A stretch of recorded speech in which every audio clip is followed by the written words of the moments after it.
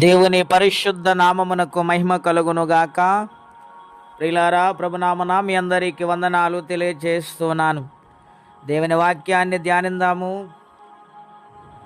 కీర్తనల గ్రంథం 55వ అధ్యాయము 22వ వచనం. నీ భారము యెహోవా మీద మోపుము, ఆయనే నిన్ను ఆదుకొనును, నీతిమంతులను ఆయన ఎన్నడూ కదలనీయడు. హల్లెలూయా. ప్రియులారా, మన భారమంతా కూడా దేవుని మీద మోపినప్పుడు ఆయనే మనకు సహాయము చేసి ఆదుకుంటానని ఇక్కడ వ్రాయబడి ఉన్నది. ప్రియులారా,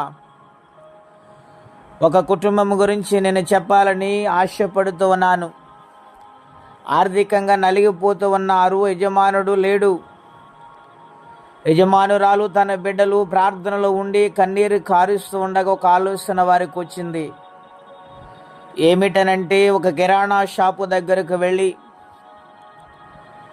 అయ్యా, కొంతకాలము నా భర్త పని చేశారు, ఆ ధనములో కొంత కూడా మీరు సరిగా ఇవ్వలేకపోయారు, కొంత ధనం మాకు రావలసి ఉన్నది కదా, మా ఇంటిలో చాలా ఇబ్బందిగా ఉన్నది, మా పరిస్థితులన్నీ అననుకూలంగా ఉన్నాయ్యా అని ఆ షాపు యజమానుడితో యజమానురాలు మాట్లాడుతూ అంటూ ఉంది. నేను బలముగా ప్రార్థన చేసుకుని వచ్చాను, మీరు దయచేసి నా బిడ్డలకు ఆహారము కొన్ని రొట్టెలు ఇవ్వండి అని చెప్పినప్పుడు ఆయన హేళనగా చూసి,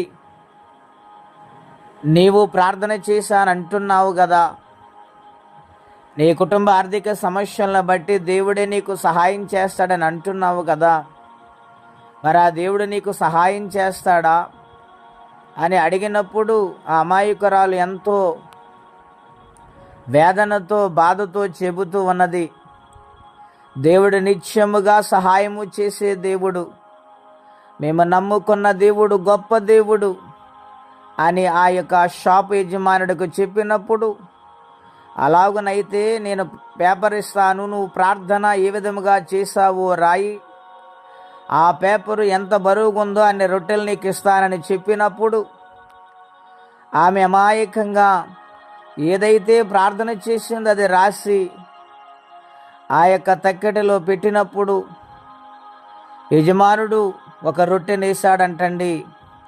అయినను అది పైకి లేవలేదు. 2 వేశాడు, 10 వేశాడు. ఆశ్చర్యపోతూ ఉన్నాడు, ఏమిటి పేపరు పైకి తేలలేకపోతుంది అని. యజమానుడు సిగ్గుపడిపోయి ఆ రొట్టెలన్నిటిని కూడా ఆమెకి ఇచ్చి, అమ్మా, నేను నీతో మాట్లాడతాను, ఇంకా చాలామంది సరుకులు తీసుకోవడానికి వచ్చారు గనుక నీవు మరలా రామని పంపించేశారండి. స్నేహితులారా, ఆలోచన చేయండి. ఆమె అమాయకపు ప్రార్థన దేవుడు ఆలకించారు. ఆ పేపర్లో రాసిన ప్రతి మాట కూడా దేవుని మాట. ఏమనగా, నీ భారము యెహోవా మీద మోపు, ఆయన నిన్ను ఆదుకుంటాడు.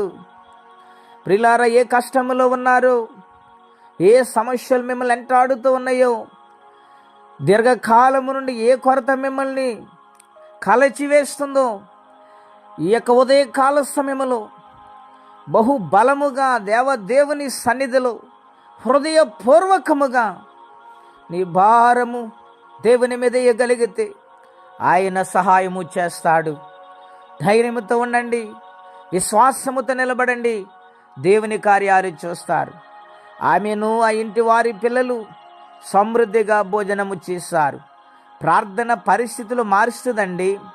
గనుక ఏ విషయంలో మీరు చింతిస్తూ ఉన్నారు, ఆ చింత యావత్తు ఆయన మీద మీరు వేయగలిగితే నెమ్మది సమాధానం పొందుకుంటారు. అటువంటి దీవెన ఈ వాక్యం వింటున్న ప్రతి ఒక్కరూ పొందుకొందురుగాక. ప్రార్థన. పరిశుద్ధుడు అయిన మా తండ్రి, ఘనమైన మీ నామం కొరకై స్తోత్రం చెల్లిస్తూ ఉన్నాము.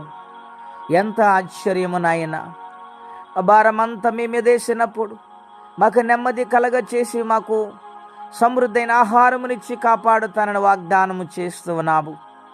నా తండ్రి, మా భారం మా మీదే ఉంచుకొని సతమతమైపోయి మనస్సు కలవరం వచ్చింది, అననుకూల పరిస్థితులకి దిగజారిపోతూ భారాన్ని మోయలేని పరిస్థితిలో ఉన్నారేమో ప్రభువా, అటువంటి వారిని క్షమించి వారి భారమంతనైనా మీరు మోసే దేవుడు గనుక మీరు సహాయము చేయండి ప్రభువా. ఆదుకోండి నాయన. ఎవరి అప్పులతో, కష్టాలతో, బాధలతో, ఇబ్బందులతో, రోగాలతో ఉన్నారు వారిని కనికరించండి, సహాయము చేసి మహిమ తెచ్చుకోమని, ఈ దినము దీవెనకరంగా మార్చమని యేసుక్రీస్తు వారి పుణ్యనామమున ప్రార్థించి వేడుచున్నాము తండ్రి. ఆమేన్. దేవుడు దీవించును గాక. ఆమేన్.